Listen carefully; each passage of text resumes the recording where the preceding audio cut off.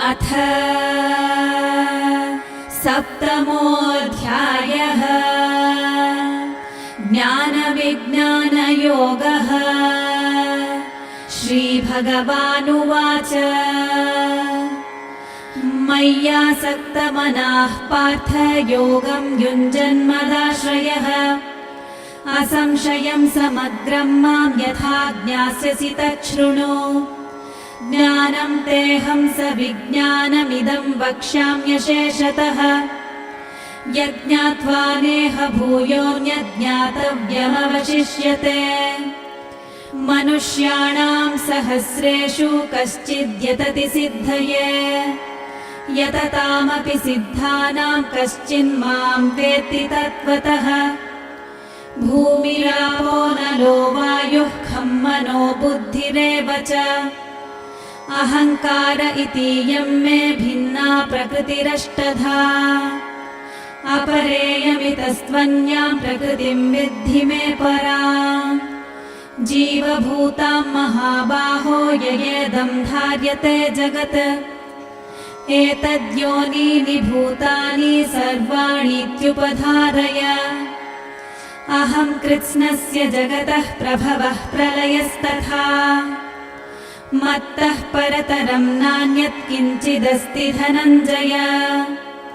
मयि सर्वमिदं प्रोतं सूत्रे मणिगणा इव।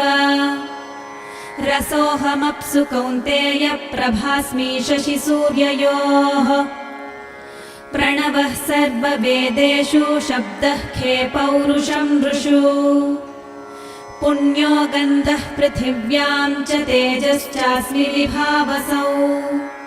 जीवनं सर्वभूतेषु तपश्चास्मि तपस्विषु।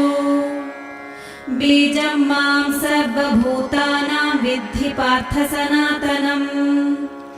बुद्धिर्बुद्धिमतामस्मि तेजस्तेजस्विनामहम्। बलं बलवतां चाहं कामरागविवर्जितम्। धर्माविरुद्धो भूतेषु कामोऽस्मि भरतर्षभ। ये चैव सात्विका भावा राजसास्तामसाश्च ये मत्त एवेदि तान् विद्धि न त्वहं तेषु ते मयि। त्रिभिर्गुणमयैर्भावैरेभिः सर्वमिदं जगत् मोहितं नाभिजानाति मामेभ्यः परमव्ययम्। दैवी ह्येषा गुणमयी मम माया दुरत्यया। मामेव ये प्रपद्यन्ते मायामेतां तरन्ति ते।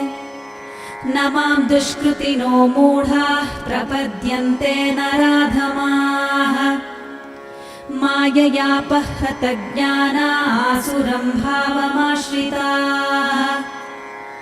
चतुर्विधा भजन्ते मां जनाः सुकृतिनोऽर्जुन। आर्तो जिज्ञासुरर्थार्थी ज्ञानी च भरतर्षभ। तेषां ज्ञानी नित्ययुक्त एकभक्तिर्विशिष्यते। प्रियो हि ज्ञानिनोत्यर्थमहं स च मम प्रियः। उदाराः सर्व एवैते ज्ञानी त्वात्मैव मे मतम्। आस्थितः स हि युक्तात्मा मामेवानुत्तमां गतिम्। बहूनां जन्मनामन्ते ज्ञानवान् मां प्रपद्यते। वासुदेवः सर्वमिति स महात्मा सुदुर्लभः। कामैस्तैस्तैहृतज्ञानाः प्रपद्यन्तेऽन्यदेवताः। तं तं नियममास्थाय प्रकृत्या नियताः स्वया। यो यो यां यां तनुं भक्तः श्रद्धयार्चितुमिच्छति तस्य तस्याचलां श्रद्धां तामेव विदधाम्यहम्। सतया श्रद्धया युक्तस्तस्याराधनमीहते। लभते च ततः कामान् मयैव विहितान् हितान्। अन्तवन्तु फलं तेषां तद्भवत्यल्पमेधसाम्।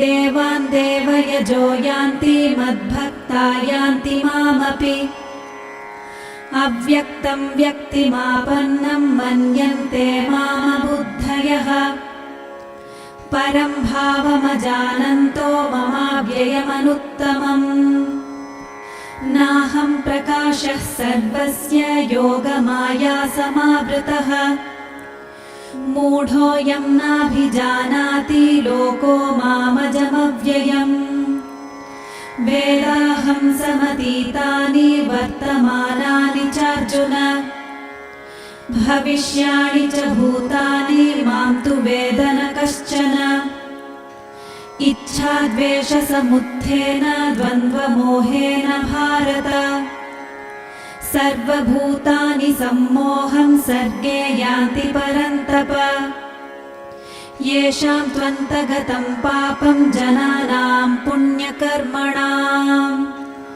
ते द्वन्द्वमोहनिर्मुक्ता भजन्ते मां दृढव्रताः जरामरणमोक्षाय मामाश्रित्य यतन्ति ये ते ब्रह्म तद्विदुः कृत्स्नमध्यात्मं कर्म चाखिलम् साधिभूताधिदैवं मां साधियज्ञं च ये विदुः प्रयाणकालेऽपि च मां ते विदुर्युक्तचेतसः ॐ तत्सदिति श्रीमद्भगवद्गीतासु उपनिषत्सु ब्रह्मविद्यायां योगशास्त्रे श्रीकृष्णार्जुनसंवादे ज्ञानविज्ञानयोगो नाम सप्तमो